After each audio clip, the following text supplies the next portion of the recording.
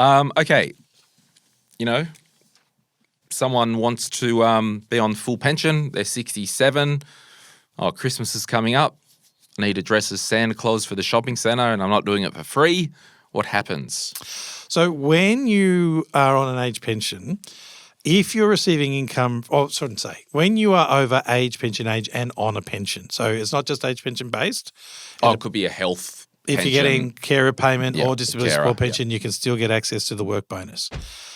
Every fortnight, if you work and earn income from wages or eligible self-employment, the work bonus automatically ignores the first $300 a fortnight of that wage, separate to that income-free area that we spoke about beforehand.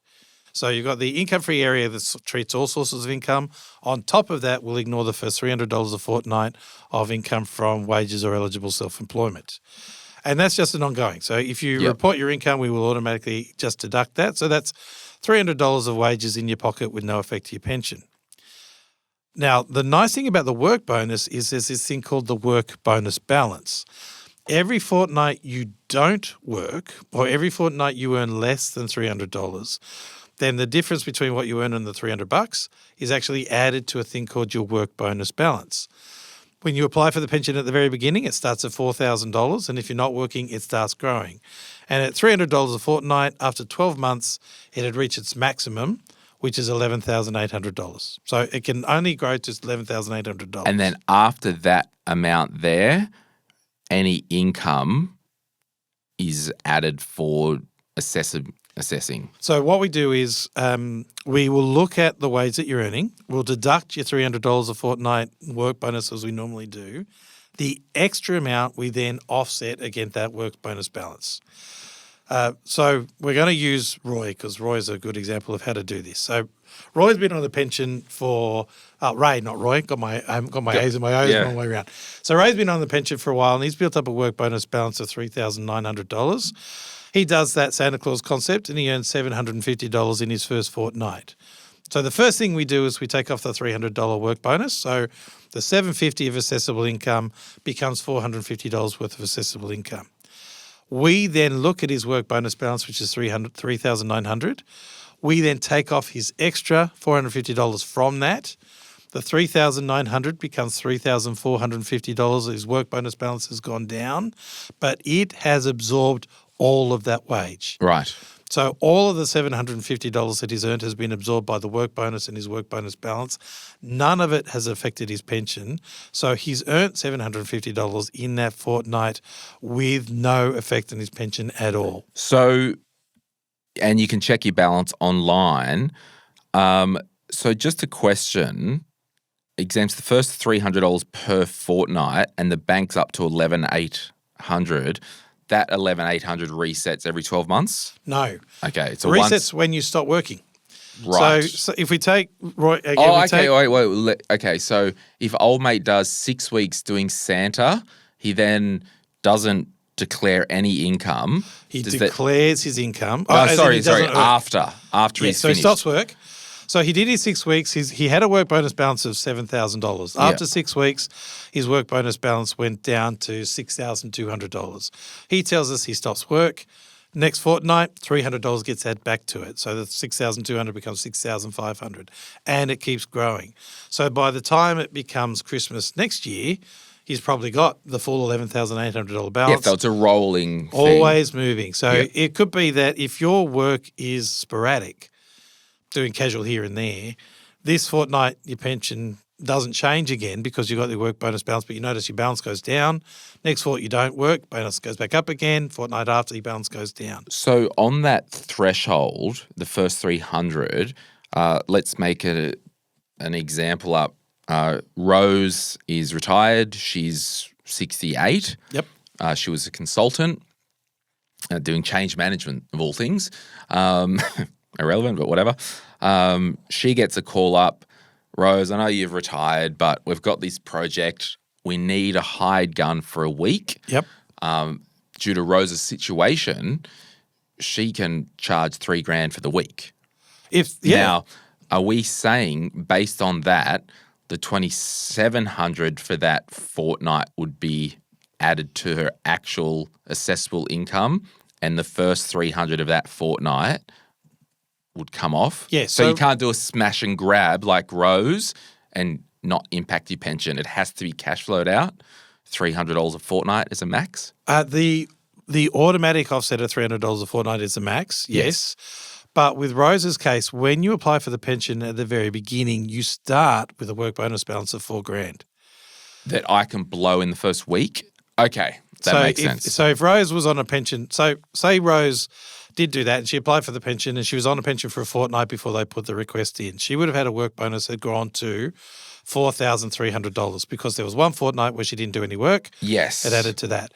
She then does that $3,000 job. We call it a smash and grab, Rose. Does a smash and grab, $3,000, bam. So she gets $300 of that is taken off because of the normal work bonus. $2,700 is deducted from her existing work bonus balance. So the $4,300 would become $1,600. Rose, that $3,000, no effect on the pension because she starts with that big balance. If she did it again, that'd be a different story because she doesn't now have enough of a work bonus balance to offset all of that wage. So if she was left with a $3,000, so if she did another fortnight with the $3,000, so we take off the $300, so $2,700. Her remaining work bonus balance was $1,600. So she would have $1,100 worth of assessable income in that fortnight, and that would have an impact on the pension eligibility. And you don't care if she contracts and invoices them versus we're going to PAYG casual you? Do you care about that? We do because we don't treat gross wage the same. Assessable income for a gross wage is different from assessable income from self-employment. Okay. So when you're But it's still possible for her to invoice, or will it come out in the wash? No, she can absolutely be self-employed and do that. Yeah. That's not a problem. When you're self-employed, though, we will actually allow for legitimate tax deductions. Sure. I should say most legitimate tax deductions today. Now, if she doesn't have there any, wouldn't be any because they'd be like, look, we need you for a week. We'll give you a week rate of $3,000. Invoice us.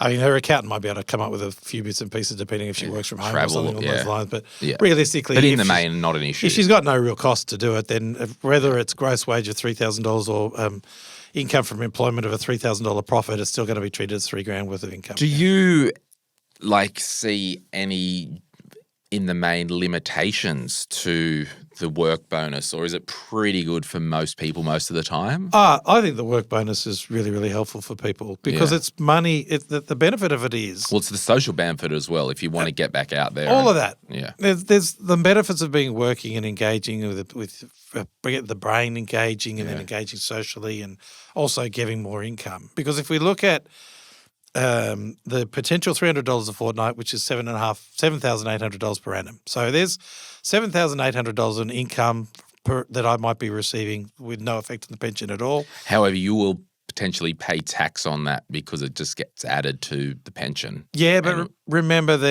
always remember the senior Australian and pensioner tax offset means that for older Australians, tax is going to be friendlier than if you're underage pension age. So it's a more friendly tax environment. So if my only income was the age pension, and I'd be getting, if I had no other sources of income or assets, potentially full age pension plus the work bonus, then any tax I pay, if I'm under, it would be minimal amount of tax to be payable on that. But that's the whole thing. It's we've got to build our life where I don't want to go back to work and earn $350 a fortnight because it'll impact my pension.